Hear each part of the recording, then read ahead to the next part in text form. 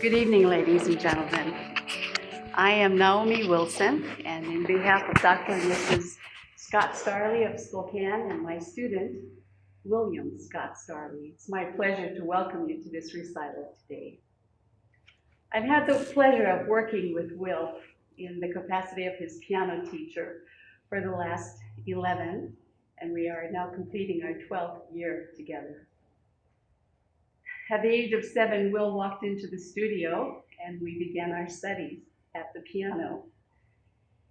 And looking back, I realized when I walked into the recital hall today that with the exception of last April 2020, when the pandemic made it necessary to close our studio for those 30 days in April, that with that exception, Will and I have never not met for a lesson in all of those 12 years. It has been a tremendous experience for me, and I express gratitude and enormous respect for his dedication. And I'm so pleased that he will share the things that he has prepared for you today.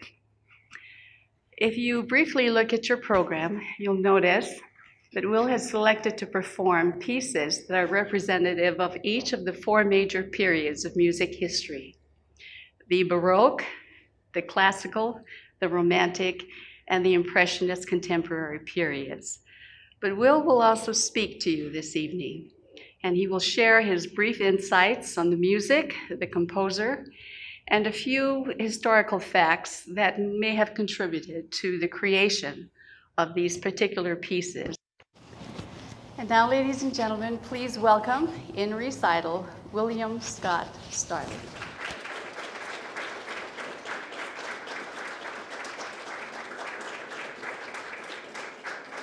Good evening, ladies and gentlemen, and welcome to my senior recital.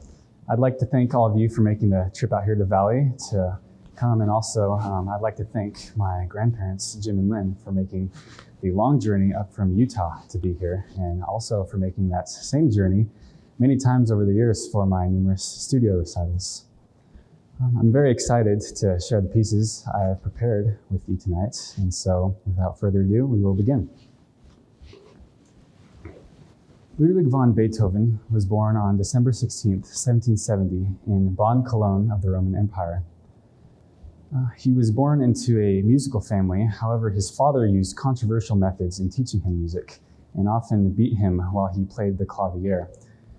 Many people speculate on whether Beethoven rose to greatness because of this harsh treatment or in spite of it.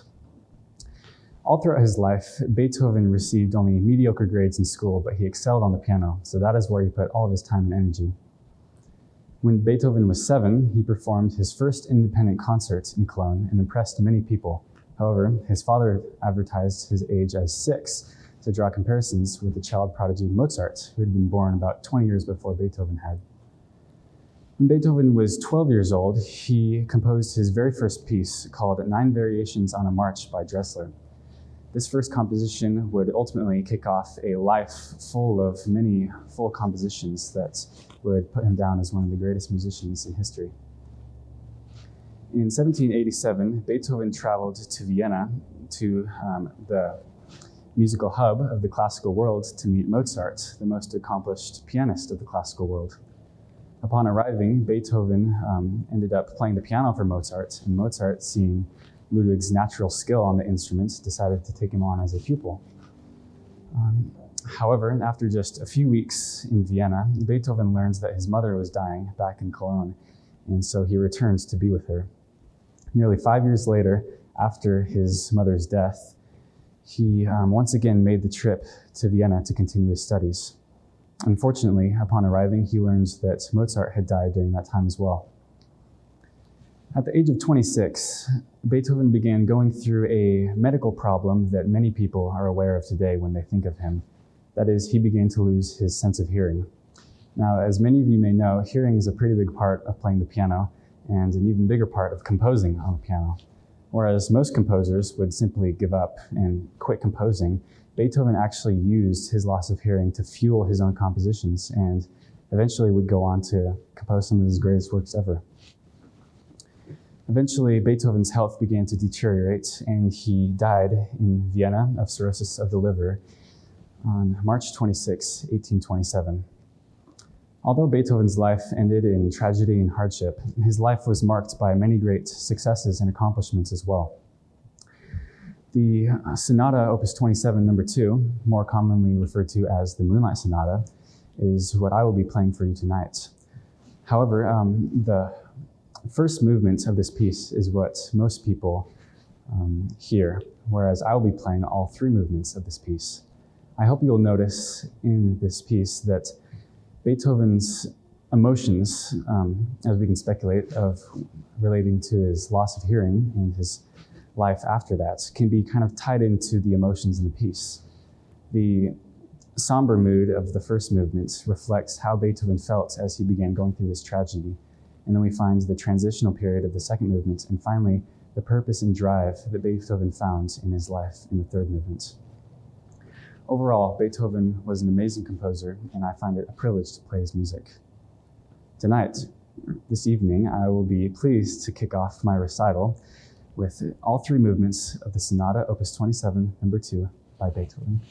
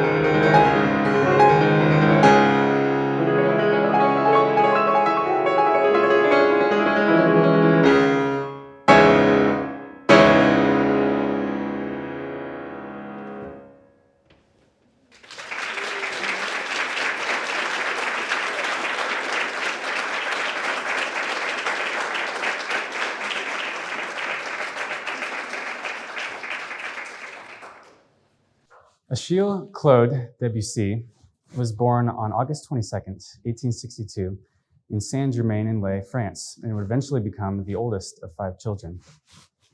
As he was growing up, his family was poor, but he showed great musical promise, so he began taking lessons around the age of 7. At age 10 or 11, he entered the Paris Conservatory for piano, where he began to excel on the instrument. However, his teachers and peers viewed him as kind of different from the others and sort of weird in the way that he played his music. Because Debussy wasn't just a normal pianist, he liked to push the boundaries of music and try new things on the instrument. However, today we know that Debussy would eventually become the first Impressionist pianist, and what his teachers and peers saw back in his day as weird, we now know as greatness. When Debussy was 17 years old, he was hired by a wealthy woman to take her children around the continent and teach them about musical literature. However, this musical retreat served a dual purpose for Debussy in that it allowed him to teach this woman's children about music, and it also allowed him to fuel his own composition. He found that many different cultures had an impact on him, but that Russian literature especially had an impact on his music. When Debussy was 22, he won the top prize at the Prix de Rome, which was the most prestigious musical competition of the time, with a composition of his own called The Prodigal Son. A few years following, Debussy attended the Paris World Expo, which was basically a giant melting pot of all the different cultures of music from around the world, where everyone came together and played their different types of music. Debussy found that the Javanese music, consisting of bells and gongs, had the greatest impact on him, and we can later find these kinds of sounds incorporated into his own music. Debussy had a long life full of many impressive compositions, many of which are well known today. And however, as all people did back in these times, his health began to go downhill as he got older, and he eventually died in Paris of colon cancer on March 28th, 1915. Debussy's music has been very different to play compared to other composers.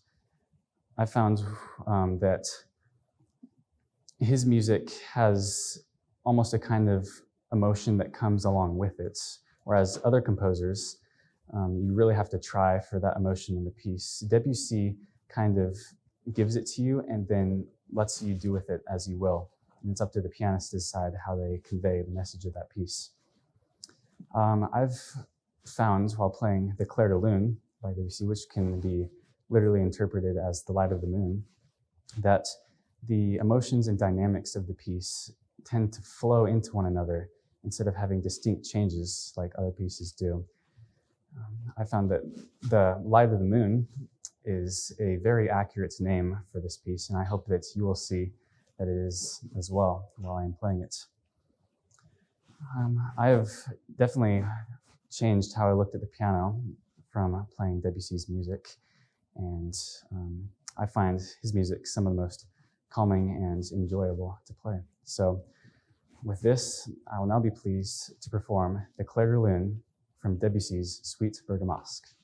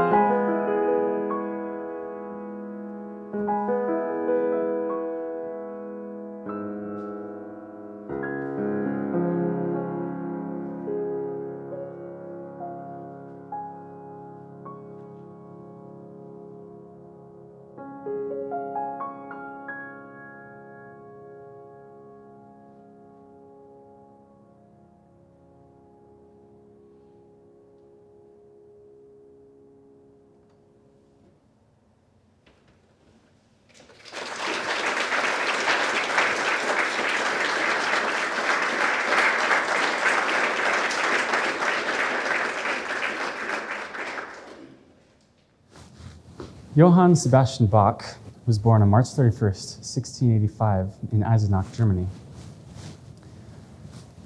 He was born into a family of musicians, and therefore he began learning the violin at a young age. Unfortunately, when he was 10 years old, both of his parents died, and he was forced to move in with his brother.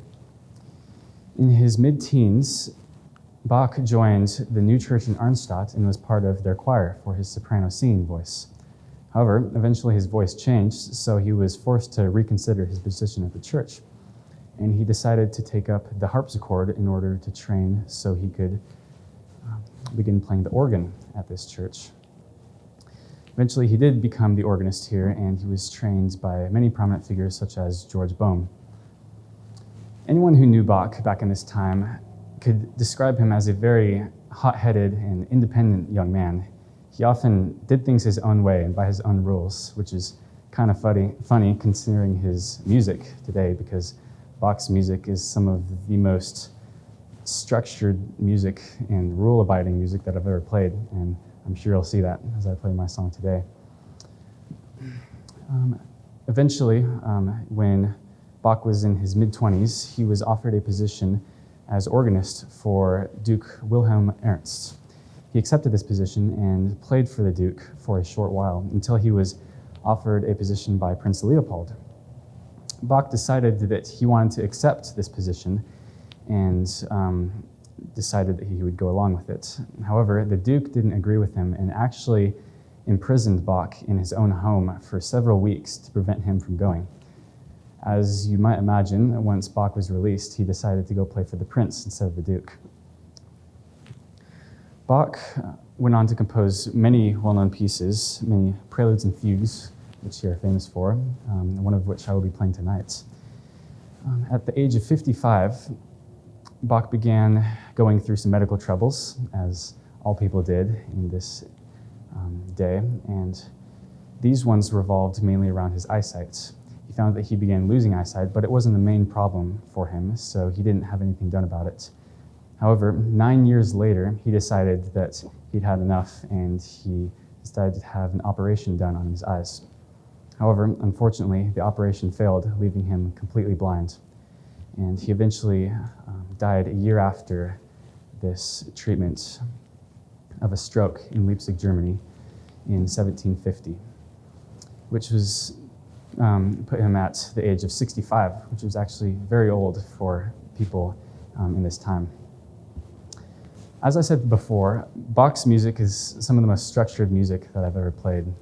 In fact, if there's going to be any piece that gives me trouble over one section or a couple of notes, it's going to be one written by Bach's hand. I found that Bach's music isn't the kind of music that you can just let convey emotion for you, sort of like Debussy's piece, even though that required work as well. I found that Bach's music has the capacity to convey emotion, but it really has to come from the effort of the pianist themselves, as it is very technical music.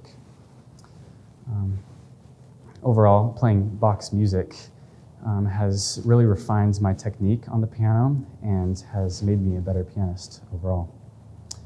I will now be pleased to perform the Prelude and Fugue in B-flat major, BWV 866 by Bach.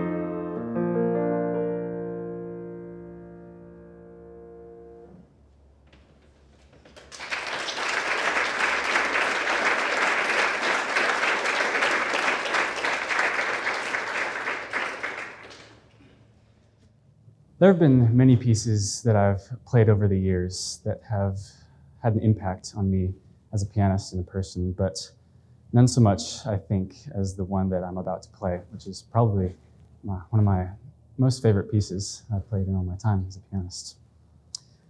This piece is by the renowned composer Rachmaninoff, who is known for his very strong music, and I hope you'll see this as I play his piece. Sergei Rachmaninoff was born on April 1st, 1873 in Russia. He was born into a family that had some troubles, and because of his father's financial incompetence, the family was forced to move from estate to estate as Rachmaninoff began picking up the piano. When Rachmaninoff grew older, he eventually joined the St. Petersburg Conservatory for piano, where he was expected to flourish. However, he slacked off, becoming lazy and even going so far as to change his report cards to fool his parents. A few years after this incident, Rachmaninoff's sister, Sophia, died of diphtheria, and his father left the family permanently for Moscow. To make matters worse, Rachmaninoff's older sister, Yelena, died 2 years following, which caused him to seek an emotional retreat on the Volkhov River. During this time, Rachmaninoff's mother contacted Alexander Saloty, a student of Franz Liszt, and sought help for Rachmaninoff. Saloty directed her to the Moscow Conservatory, where Rachmaninoff would study for many years. As he progressed at this conservatory, he overcame many challenges and eventually performed his first independent concert, was issued a great gold medal, and was awarded the highest mark at the conservatory. In the year 1892, Rachmaninoff was issued a diploma that qualified him as a free artist. Soon after this masterful achievement, Rachmaninoff unfortunately fell into a 4-year depression following the disaster of his first symphony, in which almost everything seemed to go wrong. However, through therapy, Rachmaninoff recovered and eventually married a woman named Natalia Satina. They had 2 daughters and moved to the United States because of the Russian Revolution. Rachmaninoff continued to play in California up until he grew gravely ill and died in 1943 in Beverly Hills. Rachmaninoff's music has been very unique to play. The Prelude in G minor, Opus 23, number 5, is a strong, opinionated piece with many thrilling passages in big chords, which are due largely in parts to Rachmaninoff's finger span, which was a comfortable span of 12 notes, which is enormous. I found the most difficult part about playing Rachmaninoff's music is that one can see where the piece is headed and want to get there immediately. But I've found that as I slow down the process and take each individual section for mastery, that the end result is all the more glorious. I will now be pleased to perform the Prelude in G minor, Opus 23, number 5, by Rachmaninoff.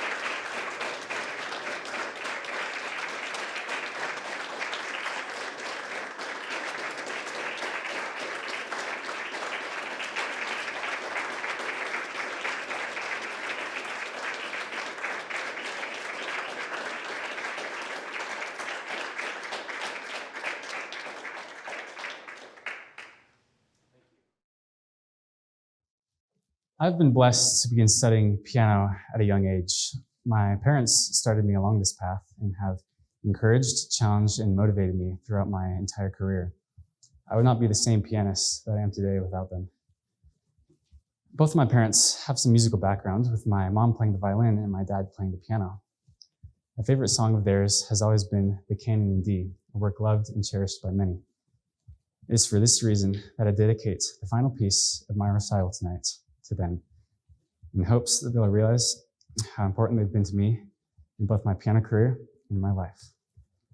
I will now be pleased to conclude tonight's performance with the Canon in D by Paco.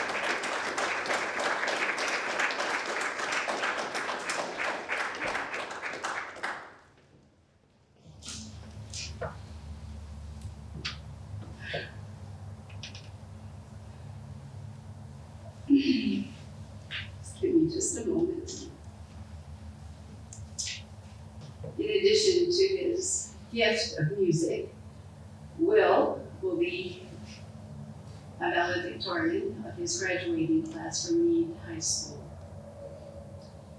He is also an Eagle Scout and will eventually serve a 2-year proselyting mission for the Church of Jesus Christ of Latter-day Saints.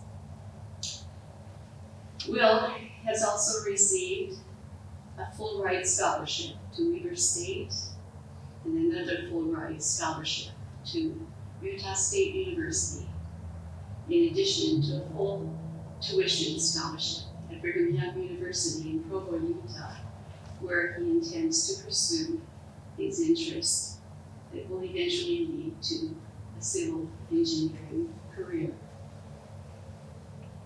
Since the age of 9, Will has participated in Music Fest Northwest, a coming together of students of the performing arts, and which is a gathering of about 1,000 to 1,200 students from the Pacific Northwest, as well as other states of our country. And Will has been awarded throughout all of his music career numerous silver and gold medals. And his last adjudication, 2 years ago before the pandemic, Will was selected as a finalist, playoff finalist, meaning he was one of 5 recognized in the piano division, being the top 1% of young piano musicians in the Northwest region. I share these with you because Will is so much more, and we are only seeing the fruits, I believe, of this young man, and society and the world will be bettered by his influence. I hope I'm not diverting too much, because in just a moment I would like to invite his mom and dad to the stage. But I share this one thought that came into my mind as he dedicated his last piece to his parents. The late Steve Jobs spoke at the commencement exercise right before his death to the graduates of MIT. And he shared this one thought that has stayed with me, that Will has reminded me of tonight. And that is, and this is Mr. Jobs' quote, he said, "We cannot connect the dots in our lives looking ahead into the future. We connect the dots in our lives by turning around and looking back to all that we have done and all that we have lived that brings us to this point where we now stand." I echo Will's commendation of his mother and father.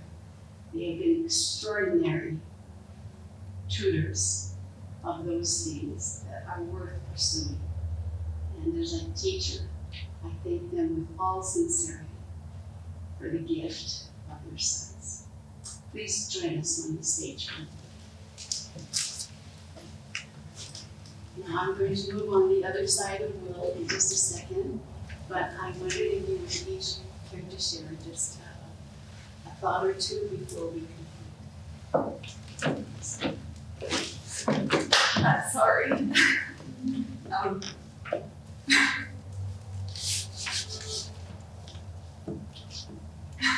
You go first. I can't talk. I just want to thank Will for the last song. That was very touching. He knows that I really like that song a lot, so he threw that in as a surprise. We didn't know that. But Will has been, he's been a wonderful son. We got lucky to have Will as our first, and he's made life easy on us in a lot of ways because of his personality. He's very easygoing.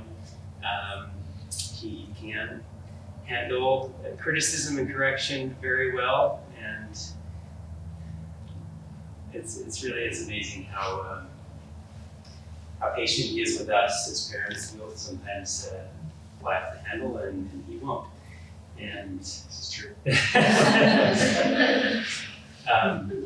But we're gonna, listening to play that last song just made me start thinking about how, very soon he's gonna be out of our house and he'll be moving on and he'll be sharing his life with other people more than us. But I look forward to that for him. And thank you, Will, for this performance. Great. My heart is overflowing with gratitude for Will, for Sister Wilson, for the opportunity that our Heavenly Father has given him.